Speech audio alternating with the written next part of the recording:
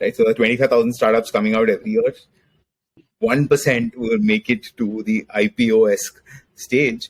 So 5% will make it into the series, next round, and so on and so forth. But what happens to the rest of them, right? But what you're not realizing today is that to sell your product, which is 100 rupees, you are spending 200 rupees in acquiring a customer.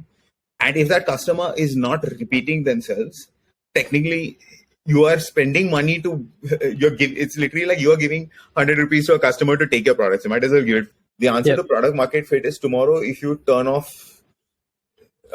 say that, hey, this product is no longer there, will people start making a petition to bring it back?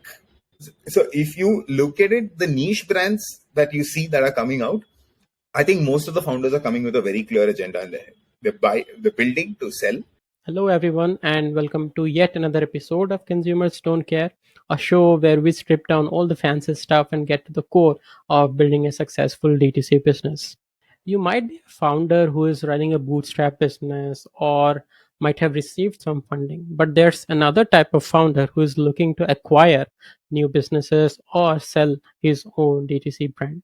For the previous two cases, I would say there's enough help or content on internet around how you can run a bootstrap business or get funding for your own business, but there's too little information present around acquiring or selling out your own business. Our today's guest is a serial entrepreneur who has built multiple businesses in the past, and he was able to sell out two of his last ventures, one among which was one of the biggest acquisition in the creative agency spaces in India.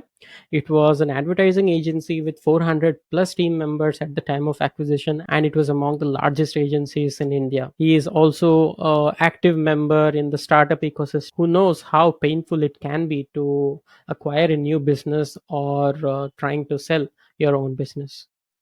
After I read about his newest venture where he's trying to help brand founders to sell their own businesses and bigger businesses to acquire the smaller ones, I couldn't resist but invite him to talk in this podcast and let you guys know and understand the concept of how you can go about successful acquisitions. So before we move on to the conversation, I will request you to hit the like button, subscribe to the channel, and leave a comment letting me know if you want to listen to any special guest, which will help me to identify and bring them onto this podcast. I hope you enjoy this conversation. Hey Rohit, welcome to the show. I'm really excited to host you and talk about the startup that you've just started. It's quite an interesting thing to talk about, and I think it's really essential for the ecosystem where we are in. So yeah, let's dive into it straight away and tell us more about done deals and what you do there, what you're looking to do there, and most importantly, the backstory of it. Why did you start such a business? Thanks, Aman. Thanks for having me on this podcast. So to give you a quick roundup of the backstory, I'll tell you what my backstory first, and then we get to unveil. I've been an entrepreneur last 15 odd years. Started with Glitch in 2009, early into the digital advertising sphere. We scaled quickly, we were right place, right time. So by 2016, we were like one of the market leaders, and eventually got acquired by a large network called WPP. Became part of that. Parallelly, in 2015, ran another company called Chatterbox, early in the influencer marketplace segment, this upcoming influencer economy. Again, super fast scaling at that point because early in the game. And by 2021, we got acquired by a network called Q from US and Canada. So post these two acquisitions, I mean, I've been a very active participant in the startup ecosystem, in investing actively and working closely with startups in the 0 to 1 journey. So this is when a lot of people hit up and said that, hey, listen, guys, how does one get acquired? What are the steps to getting acquired? How does one go through this process, etc.? And that's when I saw this whole gray space, right? Where there are people who looking to get acquired, and there are people who are looking to acquire, and they don't know where to meet each other. And largely, the whole story of acquisition in itself has a whole different journey in terms of founders don't know or don't plan their exits upfront. So exit strategy planning is never part of a founder agenda, right? And what happens is you end up looking for the exit at the last minute. sometimes. And I'll tell you my own story that at Glitch, we didn't know that exit was an option till somebody came with an offer. Now, the thing with us was we were market leaders, we were eating into somebody's pie. So we got those offers coming in. But what happens to the others, right? So the 25,000 startups coming out every year, 1% will make it to the IPO-esque stage. So 5% will make it into the series next round and so on and so forth. But what happens to the rest of them, right? So that's when it was the question of why is this space so opaque came up. I got talking to another friend of mine, Anish, who I know for the last 8 odd years, who comes from proper banking side of things, saying that, hey, listen, can this be disrupted? Is there a need for investment banking in itself to be disrupted? So in the private markets, right? So he, being from this background, he's done the traditional routes. He's done the IIMs. He was working with KKR, the PE firm at that point. He got very excited by the problem statement and said, like, hey, listen, I think it's time to modernize this legacy process in general, and let's relook at it with a lens of technology. And in that journey, Ankur came on board. Ankur comes from IIT Kanpur, has worked across enterprise SaaS, Fintech, marketplaces. So he came with the right combo of the right mix of things there and said, okay, I knew the seller side of the equation. Anish knew the buyer side of the equation. I've seen the gains of an acquisition and the pains of the acquisition. Ankur's like, let me productize this piece. Okay, now that's the three people coming together to solve for this. The phase one of what we're doing and is acquisition. The founder journeys are hard. We know that you've put in a lot of effort to go where you're going. And whatever you do needs to be rewarding, right? So how can we make starting up worth it? Because it pains us when we see this statistic which says 9 out of 10 startups fail, right? How do I change the statistic? And that's what we're out to do. That's the mission statement that we've drawn, saying let's make starting up worth it. And that's the kind of seed story of where Done Deal comes in. That's really interesting. So talking about just the acquisition front, how do you think, and I know you have been working with a lot of different kind of industries, be it in DTC space and fintech space, or just all the kind of startups who want to be acquired. So tell me, what do you see the primary difference between the model, the DTC model of working, and the brands? What's their notion behind getting acquired? What's the primary difference have you seen in terms of DTC versus other kind of startups? See, from an acquisition point of view, so we are very sector agnostic that way. We're a platform, right, that enables startup acquisition. So we've not gone focusing on one particular segment like D2C or fintech or SaaS, etc. What our guardrail that we've drawn is internet businesses, right? So this is the new age business, as we call it. The reason why we keep using the word startup is that, and that's what we're assuming that this is the space. So there's D2C, there's fintech, there's SaaS, there's gaming, everything in that that fits into this gamut of things. But everybody has a whole different way of valuing a business, right? Now, if I look at D2C business versus a SaaS business, the valuations multiples are different. The reason being, what do you do with, so technically with D2C, what is it? It's a consumer facing brand in all products. What are you being valued for? You're being valued for the product you've put in and the brand that you've built around it.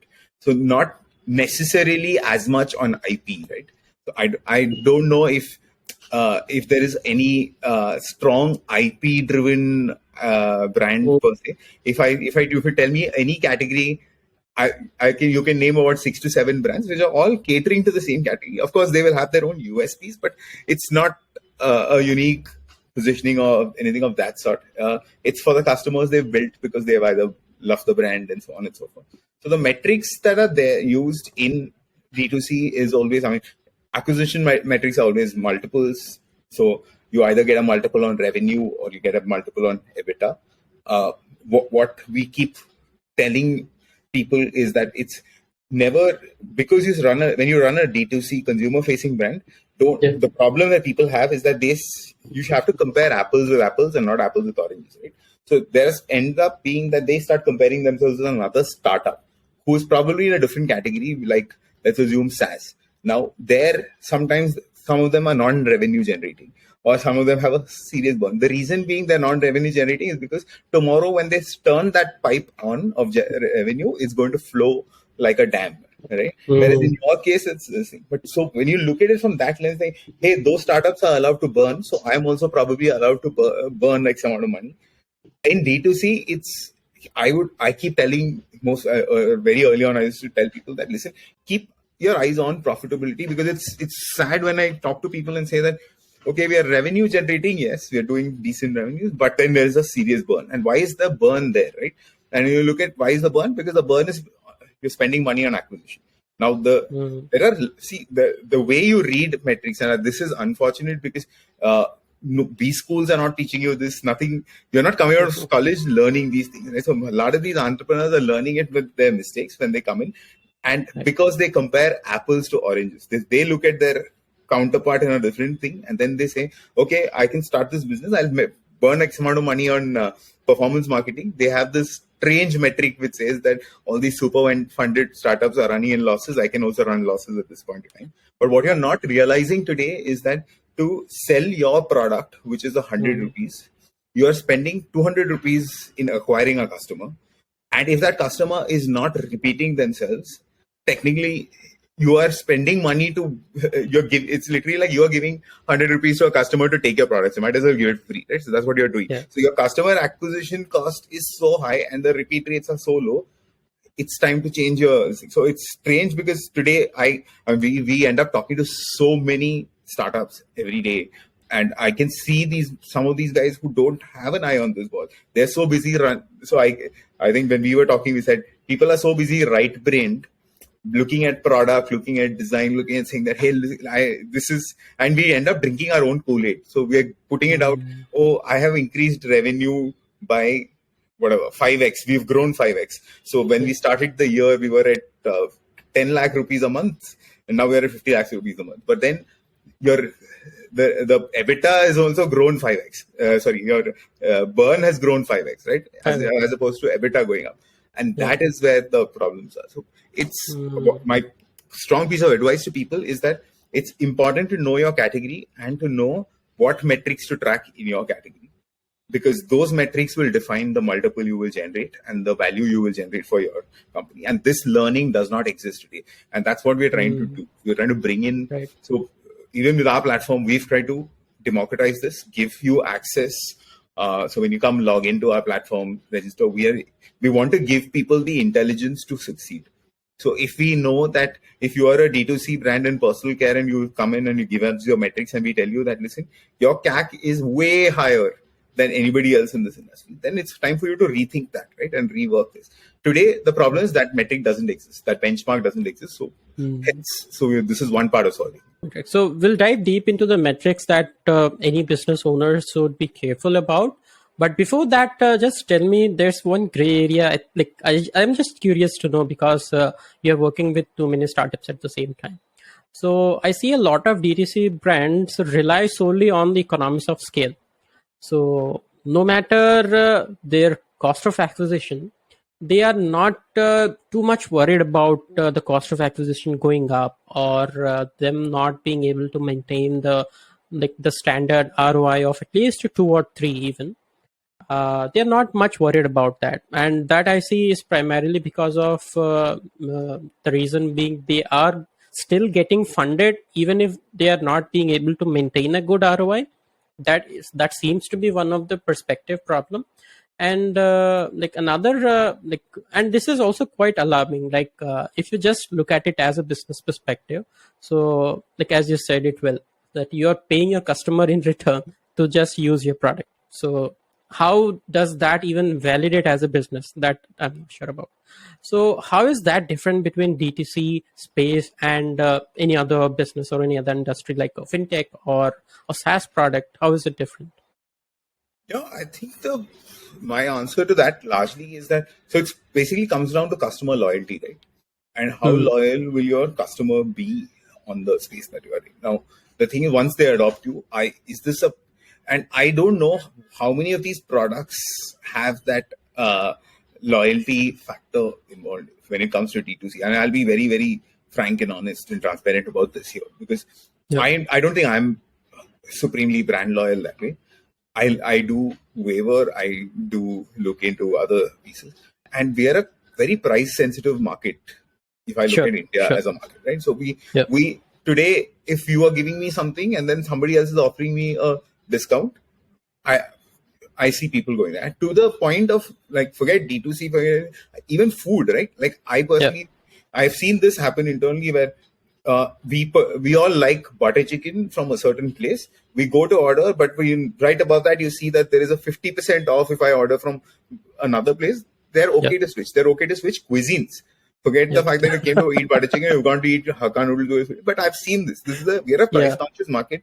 So from a D2C perspective, and because you are also relying on customers coming back to you over and over again, that repeat rate is where, or that economies of scale will hit you only when you are really conscious about that piece. So that's where I feel we, as founders, we end up drinking our Kool-Aid. Whereas the difference between that and SaaS, and I'll tell you a difference between this and SaaS, is that it's the time to adapt yourself to another platform. So pure example, forget SaaS and everything. There's WhatsApp on your thing. Now for you to move, there is that whole network effect of WhatsApp, right? So if tomorrow a new Telegram comes out and Signal comes out and everything comes out, the difficulty for you to move from WhatsApp to Telegram is much more. You need all your friends to move there. You need those groups. And tomorrow, if I'm not even kidding, tomorrow if WhatsApp comes out and says that they're going to charge you 99 rupees a month to be there, I would still see a certain amount of loyal customers. They're not going to lose everybody. Whereas the minute if you play the price game in D2C, you will lose. You are set for failure. You can't play the price game in D2C. And that is what is happening today. It's discounting and price game is what people end up playing a large part of. And that price wars is not the metric to measure it. Whereas in the other side, it's not a price war technically. It's the network effect. It's all of these pieces that come in. The good point, I think somebody very cleverly put the answer to PMF, right? When you say product market fit, the answer to product market fit is tomorrow if you turn off say that, hey, this product is no longer there. Will people start making a petition to bring it back? That is when you hit product market. So tomorrow, if you are running a great toothpaste brand, and you say that if you think you are doing well, and tomorrow you say that I'm shutting down, right? How many people will start this petition to bring that toothpaste brand back? Right? That is when you hit PMF. And look at it from all the products you are using today, right? So it could be an Uber, it could be Zomato. If Uber tomorrow said they're leaving Bombay, they can't do this because the government is not. 100% there are people going to be on the streets saying, "Come on, this country." Bangalore, they tried to do that with bikes. You saw the thing the backlash that happened. So that is PMF, and that's what we miss on this. And that brand loyalty is it's very scarce in D2C products. If you have too price sensitive as a market, and then if you play the price game, you lose. That's interesting. So, do you even think it is possible for the way, I'm not just talking about India, but the whole ecosystem of product like CPG, consumer product goods. So do you think not paying the price game and building such a strong loyalty, is it possible? And if it is possible, how could one do it? Well, there are brands who've done this. Boat is a great example of that, right? I don't think they've played the price game. They've never called themselves a cheap brand. No. Also, we're a country where you can never call yourself a cheap brand. You saw what happened to Nano. Nano boosted the sales of Alto. Right. Because you will never want to be the cheapest brand in the table. Cheapest brand, yeah. So I think Boat's done a fab job of that. They've built a great lifestyle brand. They're not supremely well priced in terms of they're not super cheap. They're not super expensive either. They're in a sweet spot. That sweet spot is what they've hit. What they have managed to do today is that they've built a certain amount. I mean, is there brand loyalty? Yes, there is, right? But tomorrow, I'll tell you how they've built brand loyalty to a point where it's not like I will never move out of Boat ecosystem. Right. But when the quality of their headphones is good enough that tomorrow, if the next brand comes out and they offer you the same thing at a discount of say 100 rupees less or 200 rupees less, you will still say that let me go with the trusted brand boat. Yeah. So that unless your delta of discounting is drastic, Correct. it will not receive. And if it's drastic, then obviously you're burning money to get it. Correct. So Correct. they've built a brand love over time with marketing, with a great product, with products that hit the right insights, right? So And I would think it's also great clarity because people when start DTC brands, they mostly confuse what their market is. Some people try to target the premium segment because DTC, I think, is very advertising driven. Every decision that you take is majorly dependent upon, okay, how will it affect the advertising? If I'm trying to sell a product at a premium price, what would be my CAC? What would be the cost of acquisition, and which cities would I target, and what would be the repeat customers? So it's very much driven with in terms of advertising. So the pricing and the clarity of building a product for the masses and sticking to that positioning from day one, they have managed to embark a position. It's yeah, if you're spending this much amount of money, why don't you get a boat? Why don't you get a boat headphone here instead of getting some non-brand that you are not sure how the product would be? Unless you are ready to spend two times or three times of that amount of money, you could go with something else. But if you are already spending that much money, that it's just like an iPhone. If you're spending money to get a phone, just get an iPhone. Why do you want to risk it? Just get an iPhone. So it's kind of a safer option right now. No, that's exactly what you mean. So here when you build a strong brand, people are stretching their budget to afford you, as opposed to searching for one that is cheaper than you. So if my budget may have been 1,200 rupees for a headphone, there is somebody here, but if boat is 1,400 rupees, I'll stretch it by 200 bucks. Yeah, and that's definitely. the difference. But one is brand, but brand can't be everything. Your product is hero, right? They cracked the product. They understood the consumer. They went and made products for the consumer as opposed to anything else. They looked at simple things, right? So what is the problems that you have when there were those the wired earphones?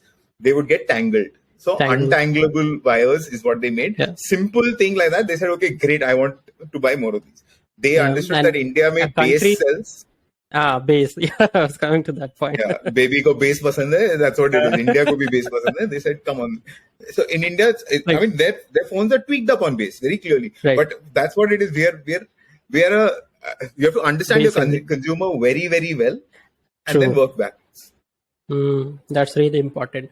And yeah, you came to a right point where you said product is very important because I see a lot of brands. I don't want to go on a negative talk where we are kind of demotivating all the brands, but I just want to pinpoint certain things which can be harmful. So I see a lot of brands playing the advertising game here. We'll create a small delta, we'll scale so big. Even if people are not buying our products repeatedly, we'll just sell one product at a time. We'll try to make a little bit margin on the acquisition front, and that will work. But I don't think so. That is kind of a long game. This brings me to an interesting question. I have spoken to some founders and some friends who are they're building some brands, but they are not really interested in getting fundings or playing the long game. They are interested in getting acquired. They are looking to get acquired, make some quick buck, and then get into another DTC brand because they understood the game. They understood how to start a brand, how to market it, how to take it to a place where someone else would be interested to buy that. So what are your thoughts on this? What is this perspective of a founder who is not interested to play the long game but is interested to get acquired as soon as possible by getting to a stage? I honestly don't think there's anything wrong with it, and I know that there will be strong counterpoints to this that people will say, but I'll give you my perspective on this. There is nothing wrong in building to sell, right? Everything cannot be a unicorn. Unicorns is myths, agreed, but not everything does not have to be a 6,000 crore company, right? Everything does. you can build profitable. I mean, let's rewind to 23 years back, right? So what happened in 20 before the 2000s and the computers and everything else? Then what did people start? They started businesses that were profitable. It could have been. So if you look at the startup generation at that point of time, everybody built a profitable business. It was, nobody thought about it. People created value, not valuation. That is what everybody today is building, right? So, and there's nothing wrong with it. You can have a moonshot vision. Your canvas can be however big you want it to be, or however small you want it to be, and there is nothing wrong with it. And having the clarity is important. Of saying that, hey, listen, what I'm building today, I know that this is not a unicorn. To have that clarity to turn around and say, let me build this. This is technically this market is a 30 crore market. 100 crore tak jayega ye. I'll take it to 100 crores, and then if somebody picks it up, they pick it up and they take it from there. Even if they don't pick it up, it's profitable. I run with that. So this is there, and I don't think there is anything wrong in that format of thinking. Is what I would strongly say. Actually, for me, that is clarity from a founder, right? Because it's sad, and I don't want to name people, but I've met people in the past who were pitching either for funding, but they're pitching a market in itself where, I mean, you're launching a brand which is going to end up being only this much, right? It's going to be servicing a small segment of things. It's not going to go beyond that. Happy to fund it, but what is the exit strategy? What is going to happen is that you'll get acquired by a large. No, I will take this from here to a IPO. No, it won't. It's impossible. It's going to take it to IPO from that segment. So understanding it, and as long as you understand it and you are clear about it, there's nothing wrong in building this. Some great entrepreneurs have been made. I mean, there's somebody, the founder of Beardo, right, who sold to Marico. He sold to Marico. He's understood the game of how to do this. He switches from there. He starts Villain, sells that to Mensa. Now he's starting the third brand. Dude, that's exciting, right? It's to take your learning from a segment, take it to a scale. And I think Ronnie Screwvala said this very, very beautifully. I keep repeating this so often. Scale versus control. Scale has to win. It's okay to let go of control if somebody else is bringing in scale, right? I remember with Glitch, when we started, we ran it, we got it. Bombay, Delhi, Bangalore, 400 people running on. But now to go from Bombay, Delhi, Bangalore to Singapore, KL, Jakarta, Japan, Indonesia, America, etc., it would need a certain. Now if I attach myself to a bigger ship and they took it there, great. I have done my bit. Now somebody else runs. It's fine. There's nothing wrong with that. And I keep saying this. For me that example is Fab, the founder of Beardo. He's got learnings. He's built one brand. He took the learnings that you make your mistakes in the first one, take those mistakes, learn from there, open brand 2, sell that off. Now brand 3. There's nothing wrong with it. Yeah, that's super interesting, because you can't always build brands that become unicorn. Yeah. Coming to this point, you've touched upon an interesting point where, earlier, I don't think so. It used to happen so often that the rise of, you'd say, like niche DTC brands or micro DTC brands, which are focused in, it's not a cosmetic brand, but it's a hair care brand for curly hairs only. So it's very niche. So the rise of these kind of brands, how does it change the acquisition of this entire space that you work in, where brands acquire each other and they kind of grow these small brands into the larger brands? How has this space changed after this? I think largely in general, the number of companies starting up, number of founders coming in every day, there is going to be consolidation that's definitely due, right? Now, if I take D2C itself as a segment, let's deep down. Now there's D2C, then there's personal care. Then in personal care, let's take ingredient-driven personal care. In ingredient-driven, let me take coffee as an ingredient, right? Now let's see how many brands are operating in coffee. Let me be very, very honest, there are 9 to 10 brands, right? Is there space for 9 to 10 brands in coffee to do this thing? Or if I take curly hair, like you said, right? So they might be 3-4 brands. Now curly hair is a great segment. The one who is market leader will get bought out by the one who's market leader on the hair segment. He like, yeah, my hair, this guy knows curly hair. Let me pick this person up, attach it, and run with that. Same way. Uh, so if you look at it, the niche brands that you see that are coming out, I think most of the founders are coming with a very clear agenda in their head. They're building to sell. They have a understanding of a market. They have a great this thing of it. So unless tomorrow either they sell or they buy, I will not take Right. away for the fact that they can even become acquirers. Right today, Correct. curly hair, I have mastered curly hair. Right, for women on that. Right. Now there is a even smaller segment. Somebody is doing some coloring. Hair color is being offered. Curly hair coloring is something I'll offer. Now I'll also offer regular hair coloring. Attach it to that. And so on Don't and you so think Mamaearth is a good example of this? Yeah, absolutely. They started as one segment. Today they're across the. Yeah, absolutely. I mean, that's what I'm saying. So it's you could either be acquired or you acquire. Right, and that's the ball game of things, and that's where it will go. So there are people who are building to sell. There are people who are building to who will buy rather than build. So that's the second thing. So that's where you will fit into. So you are building to sell. Here's somebody who's buy rather than build. Attach that together. This osmosis happens and you grow. Right. So we have talked enough about brand owners trying to build to sell. Just give us a short, what you would say, like a short hack or just a crash course, a 1 minute crash course for brands. So like, how do they actually build a brand to sell? Because this is not something many people talk about, and I want you to specially focus on this. I don't want you to get into the nitty gritties on it, because I definitely think this is a too vast of a subject to focus on. But just like for any of our viewers who's running a brand, just give us a short crash course as in how do they actually build to sell. The best point is that when you're trying to sell, you have to sell when you never go out active. When you look actively for a sale, right, that means you're mostly looking for a sale when you're at the fag end of your runway of counter fatigue. But when you build to sell, that's the agenda you're building, right? So then you find the market where, okay, this is how I would see it. Like you rightly said, I pick up a niche and let me find a way to disrupt that market.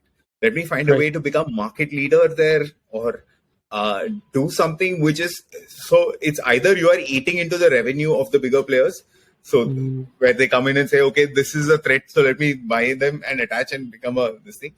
Or you've built a niche which, so finding I think it's like looking at this thing. When you're building to sell, I would say don't be very, very focused. Sharp focus is important, because not starting 110 SKUs. Take one SKU and do it so well that nobody else can do it, right? And you crack that. So what are people buying? Look at the aspect. Let me tell you what are people buying for, right? People are either buying for the talent, which is your strong team that you've built in. Okay. Yeah. People are either buying your customers because you've built a whole niche customer community, whatever, on that front, and nobody else has got that, and you've cracked that kind of a model. People are either buying for your brand because it's a strong brand that resonates with something on this front. There are different reasons why people buy. Should understanding the reason and saying, okay, this is what is lacking in this segment. Let me pick up this and run with that. So it's and if you look at the good ones they haven't, again, I come back to it, right? So if you see, take the brands that have sold so far, that have gotten acquired and good acquisitions, etc. They've been great players in the segment that they are in. Like you said, if somebody is cracked curly hair products and like nobody else's business, or somebody is cracked marketing this thing on Amazon like nobody else's business, because when you search for a certain segment, this product comes right up. There's great customer love, etc. Another buyer will come and buy it. From our buyer experience, when I'm looking at my buyer demographic of kind of people who are there in the equation, let me tell you the kind of buyers. Right? So now there are the MNCs. Who are the MNCs going to buy? They're going to buy 100 crore established market leader, right? A clear established market leader. What are they acquiring for? They're saying that, hey, offline distribution, something that we've cracked fully. I don't know how this whole new online distribution game is something you've cracked. Attach this to my ship. Now become. So like in Raipur, inside every lane and every Kirana store, Unilever is present, right? Right. But now that Raipur customer is also ordering off JioMart. How do you now be on JioMart and be the first one that they order? So you've cracked this, I'll buy. But they'll buy established players. Then comes the Series C upwards, the Series B upwards funded startups who are saying that I know I've built in one category. This category I don't have. Building will take time. Here's a brand that's there. So 25 crores to 100 crore category brand will get sold to this kind of segment. Then there are ones in the super niche, right? Who have got loyal customers. So invariably, it's the under 25 crore sale. If you want a really successful under 25 crore sale, you have to be showing great gross margins. You have to show great repeat customers. You have to be showing great EBITDA. These are things that they will look at, right? Seeing, you may only be your market size that you're serving is only say 1,000 orders, right? But for these 1,000 orders, you are spending zero in marketing. Because you spent 100 rupees to get these 1,000 customers, after which these 1,000 customers come to you month on month because they love your product, right? And there are fabulous examples. I remember long back, Unilever acquired this one brand in Kerala, which that whole innovation of it was a oil which had attachment to it, which was like a comb. So you could just like put the oil like a comb. And it was revolutionary because women swore by it, right? It kept their hair healthy or whatever. And you can't move that customer out to anything else. They just didn't trust anybody else and they're stuck there. A great brand I'm seeing that is blowing through the roof today is Bliss. And I can see Bliss Club, which, it's very clearly aimed at women, athleisure for women and stuff like that, right? But it is a tribe and they call it a tribe, but I'm telling you it's a tribe because I'll never wear a Bliss Club, right? It's made only for women, but I know everything about it because I go to play tennis. This friend of mine is like, oh, thank God for these things. It has pockets. And she says that I know that she's talking about Bliss Club. She's like, oh, is this Bliss Club? She's like, yeah, it's the best. And for no rhyme on your customer is your marketer. So now, for me, that is a brand that is established fully. There is love for it. Nobody else is. So if you've cracked it for that community, 100% people look at it. So these are. Yeah. So that formula will never change, I guess, right? The customers talking about your products without you asking them to. Exactly. So that would never change, and that is kind of like it still remains one of the best benchmark for you to study. Are your customers actual evangelists? Are your customers no matter if you're building something to sell or you are trying to build a unicorn yourself? So no matter that, you need to build a product which customers actually love, because that is the only way when you'll get that virality. Because you can't just rely on ads to communicate to like 121 crore people in India or like in the entire globe. So you can't just rely on ads. You'll have to your product has to reach people without you doing it yourself. Yeah. I mean, in general, the rule for D2C should be that build a kick-ass product that people love. So you have enough sales and you get to profitability. Yeah, even when you're looking to build to acquire, it's the same thing. If you want a successful acquisition to come through, you should have cracked something that the others haven't cracked, right? So in D2C, the only thing you can crack is a great brand and great customer love. If there's great brand and great customer love, there's obviously profitability. You can't buy customer love. True. So, coming to acquiring, I think there are I can see two types of brands. One type of a brand which is definitely having a great product. Their product is itself their USP. No question asked. Their product is something which is non-existent in the industry, or they are one of the market leaders. They are one of the first movers, so they have their advantage. But what about the rest of it? People who rely on their operations, people who rely on their distribution, people who don't rely on their product solely, because the product is not something which is revolutionary or something, but they are well versed with the business. They are well versed with making their products reach more people. So there are two things, right? So either your product is great, so your return on ad spend is great, and thus you're profitable, or you're in a crowded market, you have a distinct product, but what you've cracked is the best supply chain in the world, right? Which means your gross margins are super high. which automatically means your product is, your EBITDA is great.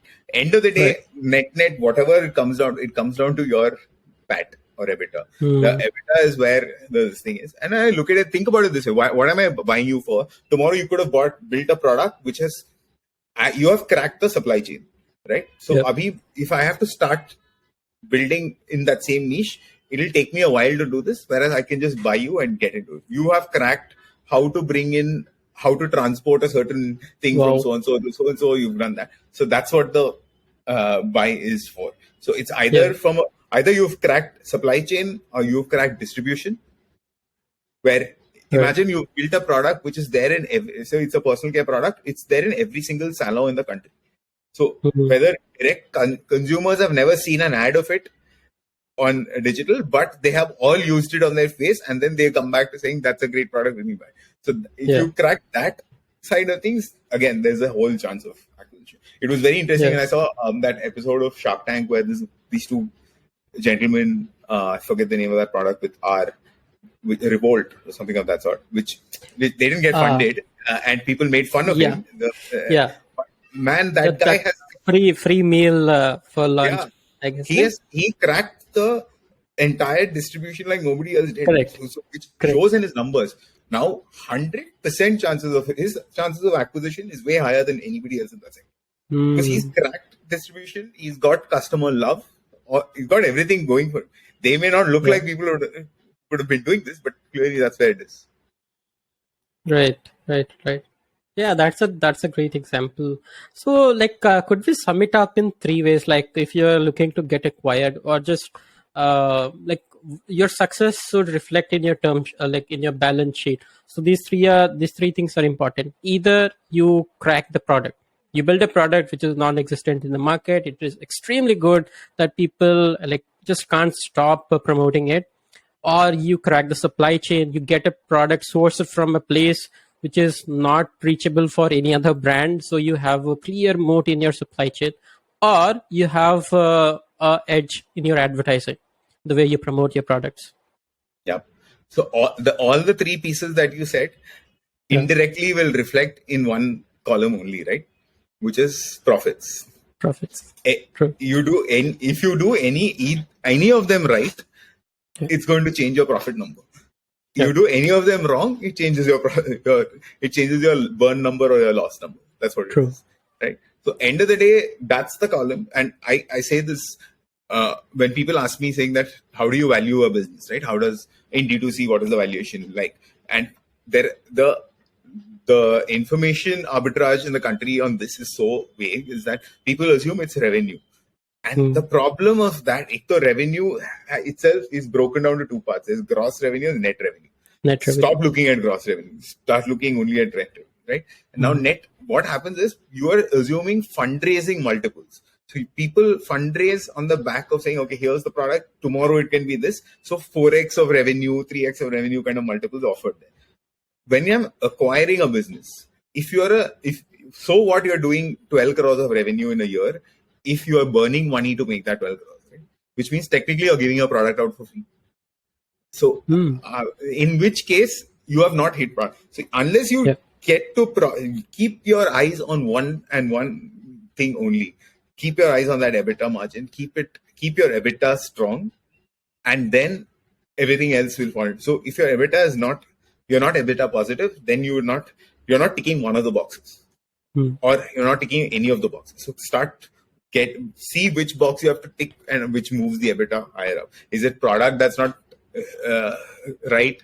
Is it your distribution that's not right? Is it your ad strategy that's not right? But if everything is right, this number will be very strong and healthy, and you have to be in the positive. There's no, I mean, negative EBITDA will not get you. I can't say, it's very tough to sell a negative EBITDA. Then they're buying you for, it's a distress sale, right? So then they're literally like Yeah. assets being bought for nothing. Makes sense. So just a personal question, like if I'm building a brand, it's in a good state, like it's currently doing around 10 CR in revenue per year. So it's like I have found the product market fit. I'm getting a decent ROI. I'm a bit positive. So what should I optimize for? Do I optimize for raising money, or do I optimize for selling it? How, as a founder, and like what are the parameters based on which I can decide what to do? So the golden rule of acquisition is timing, right? How do you time your acquisition? So you don't want to be too early, Right. which means that, hey, there was a potential of this 10 crore brand becoming a 50 crore brand. Yeah. Shit, I sold it. So you'll repent saying that, I sold it too early. But you never want to be too late either. Yeah. The worst thing is to be too late, not to be too early. Because when you're too late in the segment, either that space is consolidated, or so you have to be riding your peak. You should sell when you are at your peak and the category is at its peak. So there is demand for this particular segment. So today you might be building a thing, you're doing well. See, and that's what I say, bracket yourself into pieces, right? So to go take a company from 0 to 1 is one strength. To take it from 1 to 10 is a different strength. 10 to 100 is a different strength. Play to your strengths. If your strength is 0 to 1, play to that strength. Take it to a segment, give it, hold it, hand it off to somebody who can take it from 1 to 10. Then. If you can take it from 0 to 1 and 1 to 10, then give it to somebody who can do it from 10 to 100. And if you're capable of going from 10 to 100, then you will be the one who's taking it from somebody who's at. So that's the. I don't have an answer to when they should.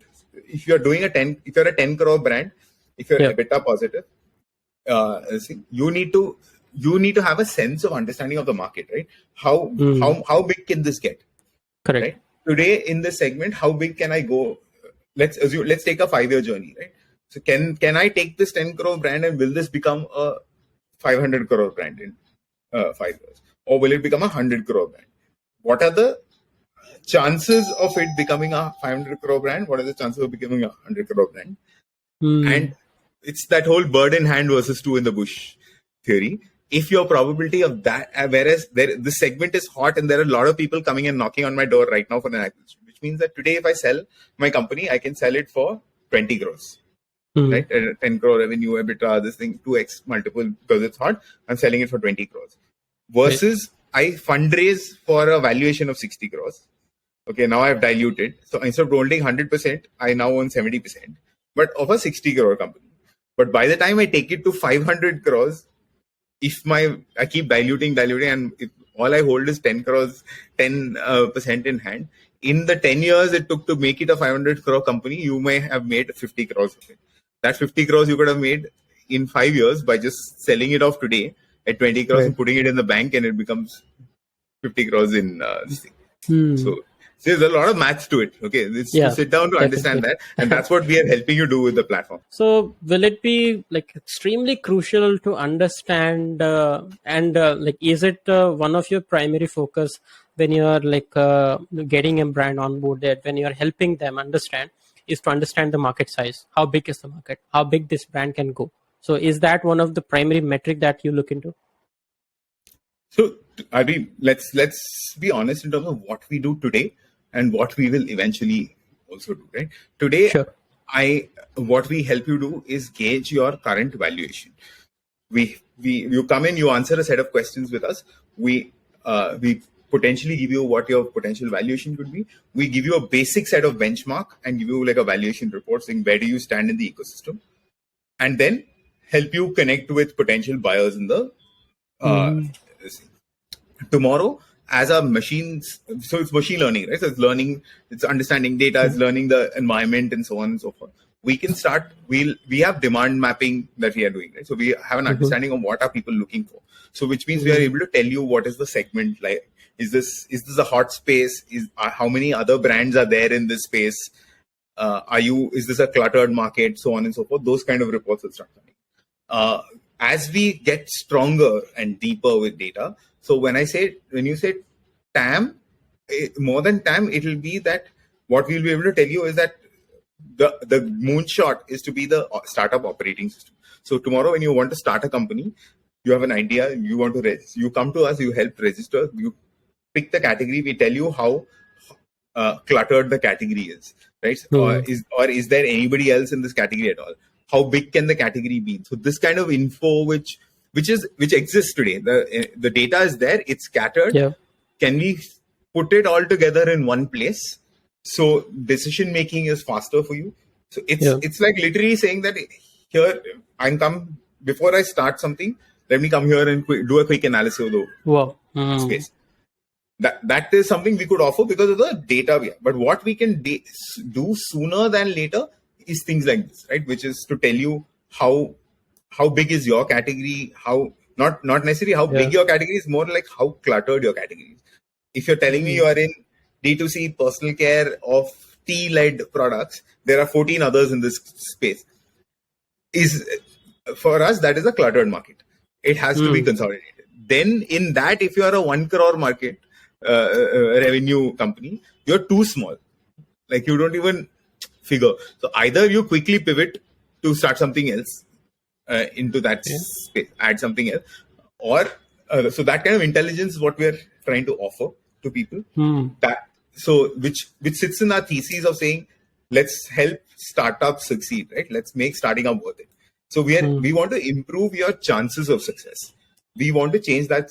We don't want that 9 out of 10 startups fail. Maybe end of year 1 we are at 8 out of 10 startups, and end of year 2 we are at 7 out of. But over time we want to get to a point where it's 40% is pass mark, right? That's what we learned. ICSE and CBSE has taught you this. So 4 out of 10 startups fail. That's a good probability to work with. Let's get there. Right. So to be answer to me this frankly, how often founders are happy with the valuation that you give them? My answer is that there is so much information arbitrage in the country that reality hits them hard, right? So because and again, like this is what I was writing on LinkedIn multiple times. Like I kept calling this out, saying, guys, fundraising multiple, acquisition multiples are different multiples. And why is it different, right? So don't think of the problem is information arbitrage comes from a point of view that if I search today of some brand funding, right? So let's assume you say whatever, you name a brand and say funding on your story, there'll be an article. They have raised at 70 crore number. And you are like, okay, how did they raise at 70 crore? They were at a 20 crore ARR. So 20-30 crore ARR, 15 crore ARR tha, so 4x multiple, 4.5x is the range. So now they have raised at that multiple. They have not got that. Why have they got the 70 crore multiple? Because they've said that we'll take this money, we will grow from this much to becoming a 70 crore brand. We are not a 70 crore brand today, but with this money, we will get there, is the thing. Whereas in acquisition, what you're doing is you're selling it for a value that you have today. Right? So if you're doing 20 crores of business, you're doing 20 crores of business. Your valuation will be today. Well, not I can't give you saying that, 4 years later you'll become a 80 crore brand. So here's 80 crores to you, because why am I paying you 80 crores for a brand that I'll have to do all the hard work, right? After I buy this to make it a 80 crore. So, I'll pay you for what you're worth today. So the today multiple and your tomorrow multiples are different. Now that is something that most founders don't know.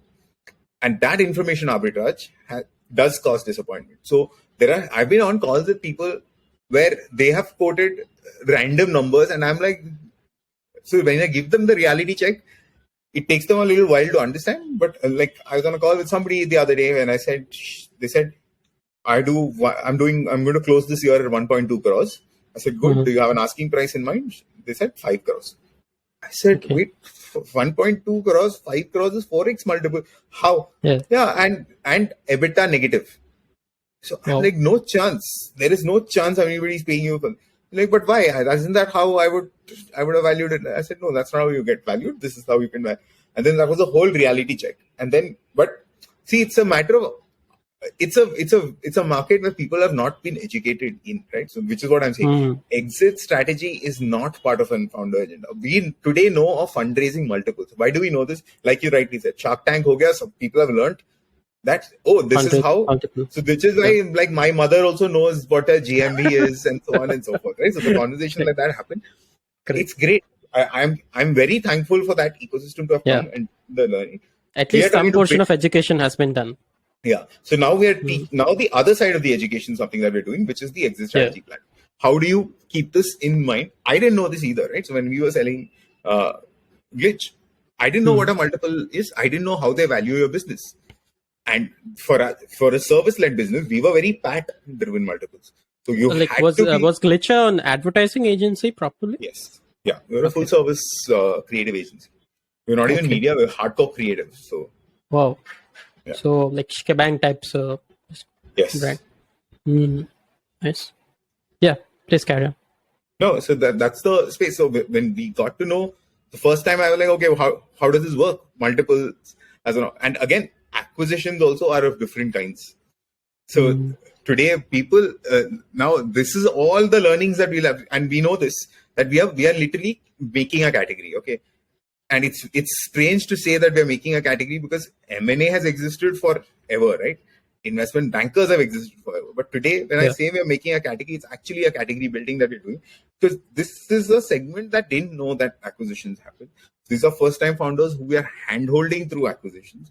We are telling them that what are the kinds of acquisitions that happen, right? No, I was saying there are different kinds of acquisitions, right? Even to tell people that. So, for example, the bottom end of the spectrum is the acqui-hire, which is you're being acquired for the talent, but no value otherwise, because it's the last stage. That's where acqui-hires happen, right? Where there's no other option. They're like, okay, we'll buy you out as a team. There's not really any monetary transaction. But the value is created right up front, where the actual cash transaction is there.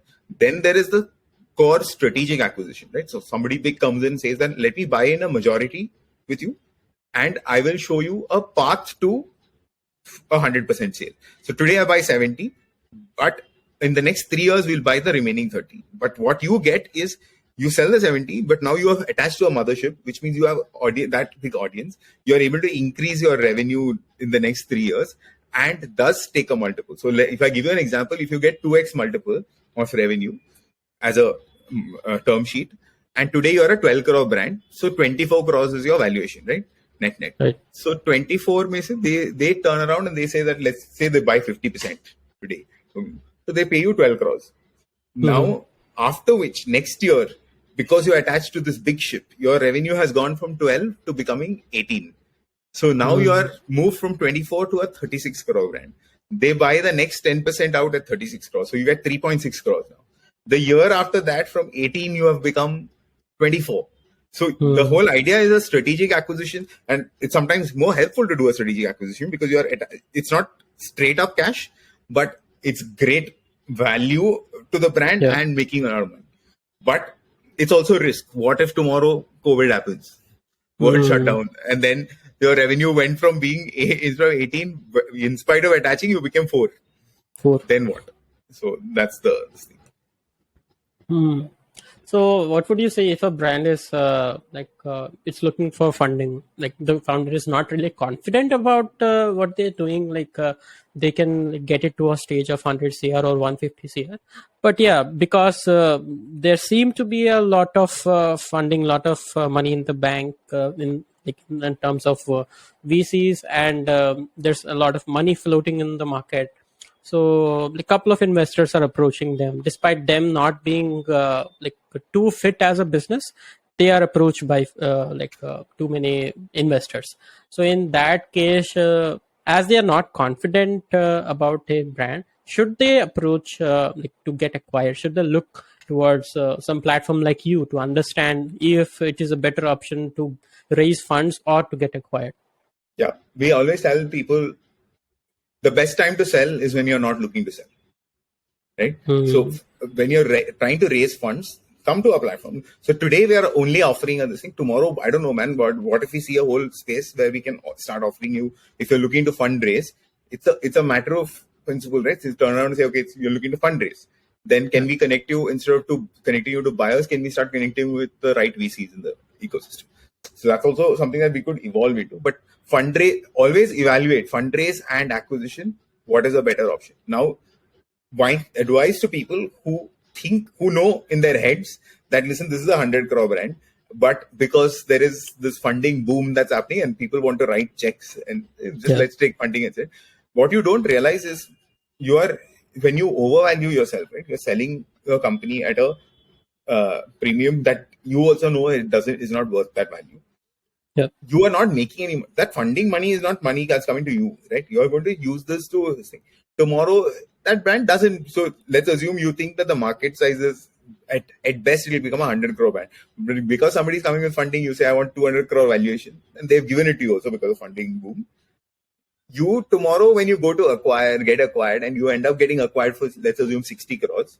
What happens is that lick pref will kick in, and your 60 crores may say the first liquidation preferences, first the investors will get their money back. Then so eventually what you will end up getting is less because you sold them a big dream, but you sold at a small, but you eventually actually in reality sold only for this much. So anything less than the valuation you raised at, if you end up selling at, you'll have these problems. These are things people don't know. That's again, like I said, funding itself is very, very new as a chapter in people's lives. It'll take time. They will understand it. So it's to always read and understand to say fundraise versus acquisition. What should I look at? Only fundraise if you think that a fundraise will make you 10x. Right? Because if somebody is giving you 4x value of what you are today, then they'll also, for you to reap that benefit, you have to become 10x of what that is. Correct. That is only when the investor also can get something back, as a idea of investment also, it will only make sense when you can actually cross that. Exactly. Makes sense. So now let's talk about the other end of the spectrum. Now we have spoken a lot about brands getting acquired. If you're running a DTC brand, how can you optimize to get acquired? Let's talk about if you're a brand who's looking to acquire. What should I look at? What are the metrics, or what are the things that you feel are important to look at when you're trying to acquire any DTC brand? So again, there's also always reason for why people acquire, right?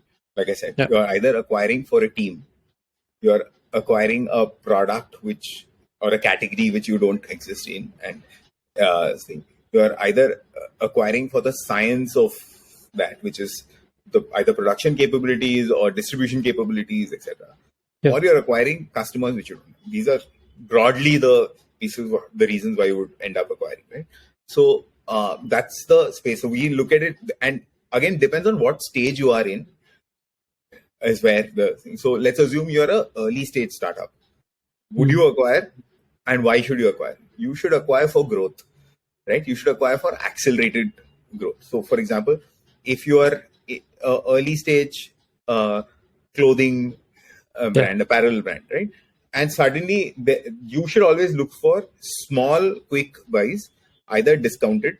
So you're a apparel brand, here is a footwear brand, which sits beautifully with your thing, but is going at a discounted price, which means if you buy it, you are getting whatever, it may be a small revenue, but you are also getting the whole science of the supply chain, the distance thing, etc.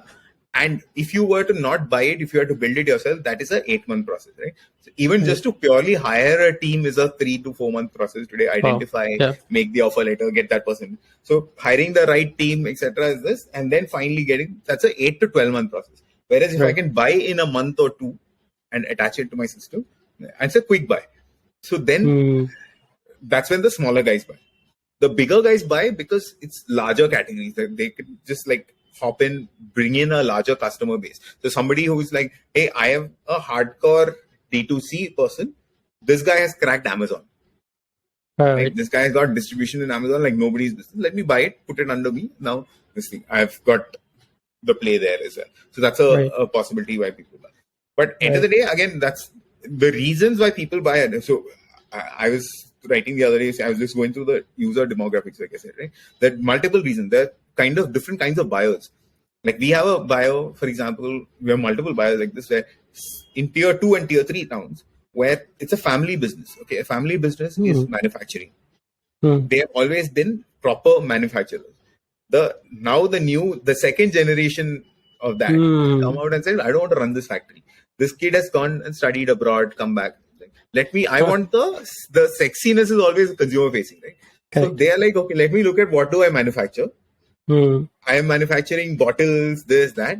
Now anything that a consumer facing brand that will need this segment, which I can use my family's manufacturing distribution capabilities with and attach that. So the thing is, either they go to start something or they buy something. these are people with, so 0 to 1 journey, somebody has done it. Let me buy it from there. 1 to 10, I'll take it. So you may be a, whatever, you're a consumer facing brand, which is just about profitable. He's looking at it saying that I bring it in because I have manufacturing capabilities. My gross margins are going to be 4x higher. My family is into distribution of something. They know how to figure it out. Look at it today, right? So the largest distributors of alcohol in the country went out and started now beer brands. Why? Because they are like, dude, we know. I know how to bring it to every single alcohol store in the country. Now I just need to make it. So either build the factory or acquire it.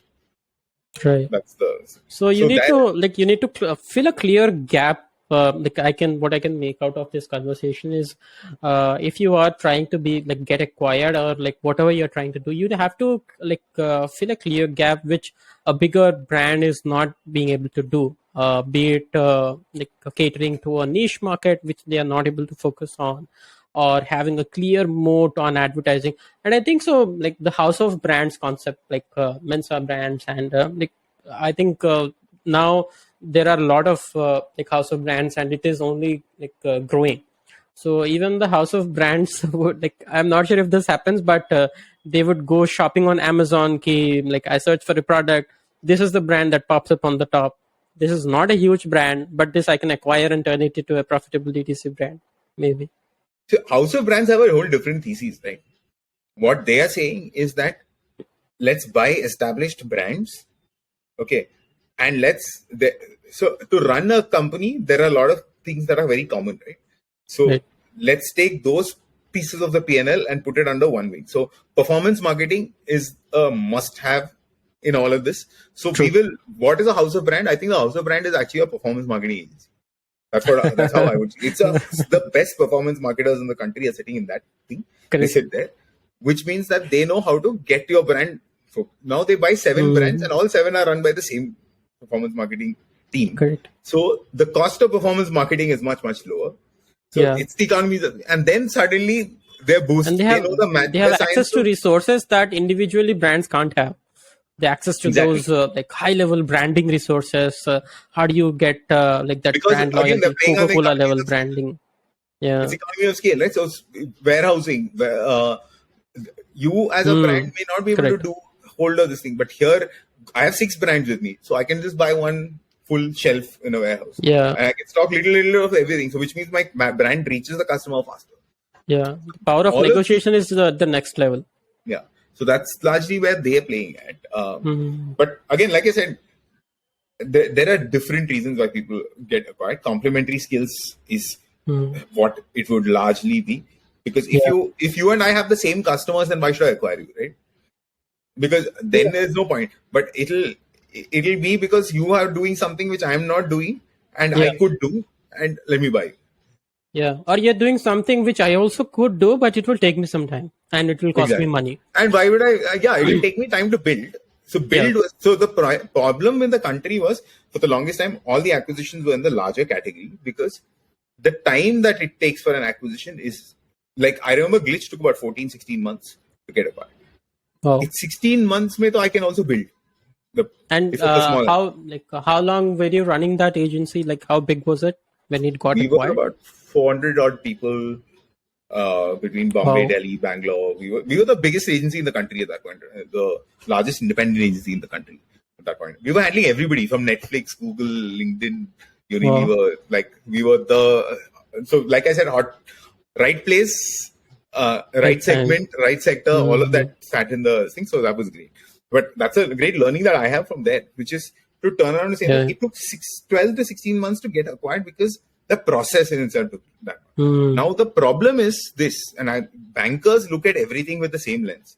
1,000 crore deal, 100 crore deal, 500 crore deal, 1 crore deal is the same lens and the same process. Which is why if I'm buying you and you're a 30 crore brand, and if it's going to take me 8 months to buy you or 12 months to buy you, then in 12 months I would have built a team and executed this. The cost of building team and executing is always cheaper than buying it. Correct. Whereas if I can buy you in 1 month or 60 days, then it's exciting for me, because what I'm doing is that now I'm hitting market in 60 days with this new category. And even if you are a buyer, the DTC brands are growing at such a rapid rate. like if you're in a place of like blitz scaling, you want to like grow your brand, you have the funds, then you started the talks about acquiring, and that brand was at 30 crores like ARR, and like around what was it, 2 to 2.5 crores like run rate. So in a matter of 8 months, they can be like at a next level. They could have doubled their entire Exactly. business. So Exactly. what So could be the the whole numbers idea look is to like there? get it done quicker, and Hmm. that's what we are trying to solve for. So we are trying to. So this is the second for us. The learning with the buyers is that buy for growth, Yeah. right? So acquisition is your growth vehicle. Think about it from that lens. We will help you speed in the acquisition. Okay, we will Hmm. help you knock it out. We are that nos that comes when you're driving. To so we'll say we will work our best to make sure your acquisition happens in 60 days. Whatever you need. So data room, which generally building takes time, we'll have so we are going to get companies acquisition ready. So when it's time to acquire, what do you need? You need to jump into due diligence. We've done a pre-DD already. We've pointed out flaws. You jump deeper into that. That will take 30 days tops. Come back with that report. Term sheet negotiations. We're reducing negotiation time because we're telling you exactly what the founder is looking for, which is negotiable, which is not. So you point at that. So these are things which the legacy system has not. It was dying to be disrupted. It was doing it the same way for too long. I think everything Yeah. needs change. Everything needs to be changed over. The process needs to change. That's what we're trying to do. Hmm. Yeah. And I think the timing is quite perfect. Like I saw your post on LinkedIn, the kind of appreciation it received, and just the idea, because we were just about learning about the valuation thing after Shark Tank. We are just about learning about funding, and even after that, brands and India has kind of caught up really fast to that the concept of raising funds, building brands, the scale at which new brands are getting built. So it's actually the perfect time, I would say, for like understanding the acquisition aspect of these businesses. It's amazing here. Thank you. Cool. So yeah, I think that was it. I just might have one or two questions more left for you. I think we have covered almost all the aspects. I'd like to just get a little bit more clarity about the positioning. If you are a brand who is looking to get acquired, how do you want to position yourself? Because you don't want to ideally go all over the place. You don't want to do all the stuff so that people confuse you. Here, I'm not clear about like what this brand is all about. I am not sure whether should we buy this or not. So, what should your position like? See, the thing is, first thing is that nobody wants to put their hand up and say we are looking for an acquisition. Because the minute you say Yeah. you're actively looking for an acquisition, you automatically driving your value down, right? So Yeah. think about it that True. way. Like Yeah. it's exactly like the hiring market, right? So yeah, Yeah. I'm desperate for a job. So if Yeah. I reach out to people saying, "Are you looking to hire? Please hire me." Hmm. Then I as a hirer have a upper hand to say, "Yeah, we Yeah. will, but this is the price. Iske niche." Correct. Same way for Correct. acquisition. So that is something that we are solving. We are making it a absolute anonymous platform where Hmm. it's going to buyers. So for example, if you list a brand, it will come. If you're a buyer, you'll see this thing which says a personal care brand in D2C personal care brand based out of Bombay doing revenues of this. Yes, no. Founder willing to stay Oh. for so many years. This is the kind of gross margins. This is willing to sell at open for negotiations. Is the thing, Hmm. right? Now that gives, as a buyer, I'm suddenly seeing this. I'm like, oh fuck, this is exactly what I wanted. It sits in my radar. I don't know who this is. I said Okay. yes, express interest. Now what happens is the founder is told, and the founder. That's why we say that come on the platform not when you're desperate to sell, but come on Right. the platform and be there because you become discoverable for buyers. So you may not be looking to sell today, but I Yeah. was never looking to sell Glitch, right? Varun Yeah. and I were never looking to sell Glitch at that point. We didn't know that till somebody came and said, "Hey, would you be open to selling?" That's what is happening here. You be on the platform, you are suddenly discovered. So because we work on the back of mandates. So somebody is Hmm. working with us saying that here, like today, I'll tell you very honestly, somebody's told us we need a footwear brand in Hmm. 25 crores to 100 crore ARR kind of a brand, right? Okay. Very actively looking to acquire. Now, there are many footwear brands in this category who don't know that there's somebody looking like this. So we will write to them there. And now, if you were on my platform, you become discoverable for this guy. So he will express interest. You will suddenly hear that, hey, okay, here's a large listed company looking to buy me. Why not get on the table? That's when you get on the table. So we take the stigma out of asking for an acquisition. You are discovered.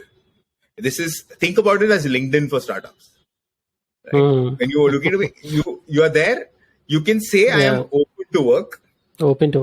And you can say I am hiring. Like when you say I'm hiring, many people write to you saying, hey, this.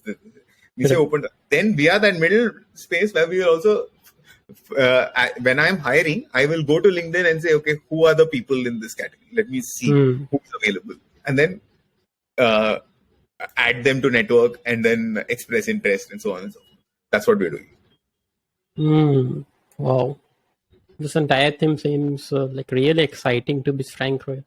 And as I said multiple times in this podcast already, it seems very important, right? Like looking at the time, it seems very important because there are way too many founders who are doing a lot of hard work in building something, and they do they distress sell their brand at not the right word at not the right time. And many a times they are stuck at a position where they want to sell, but they are not able to sell because they don't have the right price. So yeah, I think the stuff that you're doing at Done Deals is really exciting. So quickly tell us how someone can opt in, how someone can sign up with you. Like just tell us a quick process. So if anyone is watching or listening to this podcast, they can like straight up go ahead and get your help. No, it's very simple. You can just come onto our website. It's done.deals. So we were for the longest time working off our early MVP, but now we've got one first level of our product in. On done.deals, we have a valuation calculator. That's our first step to it. Sign up. If you're signing up as a startup, just sign up there. Answer 10 questions that we have. We'll be able to give you a potential valuation for you. And we onboard you and we give you a dashboard. What you do with that is that on the dashboard, there are two buttons right on top, which says actively looking to sell or open to a conversation. You'll leave it there. So if you're not actively looking to sell, you can just be on the platform. What it does is you are discoverable for people who are actively looking to buy. Right. Okay. They will not know who you are ever. You're a complete anonymous platform, even though when you list, we build out what we call as you're searchable as an anonymous entity, and you will only be revealed if you choose to reveal yourself to the person who's expressed interest. That's how it is for them. From the buyer point of view, we've not built our buyer platform yet. How we're doing it is they are not coming to us, we are going to them, kind of a thing. So you can come and register as a buyer. We will reach out, we will vet the buyer, because we don't want. See, we also realize that it's sensitive information. We want to be very, very clear on who is buying, etc. So we are vetting the buyer out. We understand their requirements. We know why they're looking for what they're looking for, etc.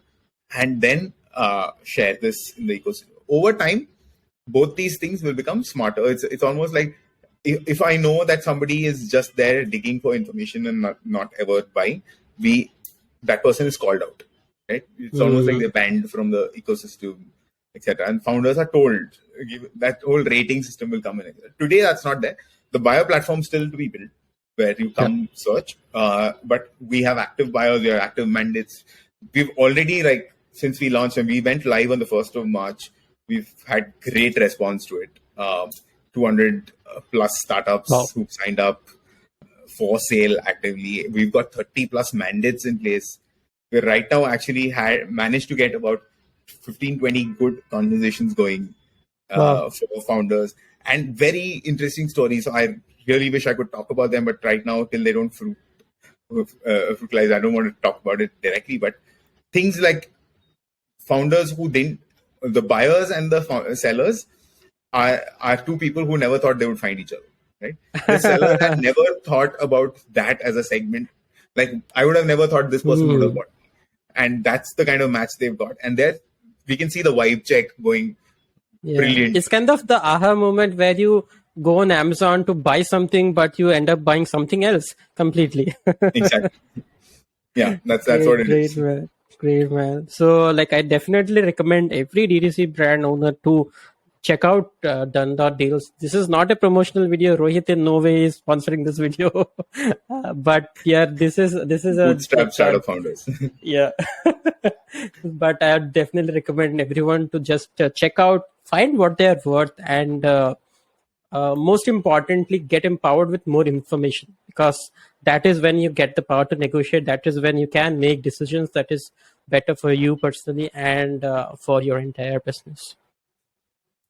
Thank you. Thanks a Thanks lot, so much, Rohit. Aman. Thanks a lot, Rohit. This was a crazy good conversation. I got to learn a lot. I work on the spectrum of marketing and advertising for DTC brands, but the investing part of it or the acquisition part of it was something which I was really curious to understand. And I'm really thankful that you accepted this invite and got on the podcast. And I My definitely pleasure. learned a lot. I'm sure the listeners or the viewers, whoever is watching or listening to this, definitely must have learned something or the else from this conversation. Thanks My a lot. pleasure. Thanks a lot, Rohit, Thank again. you. Thank you.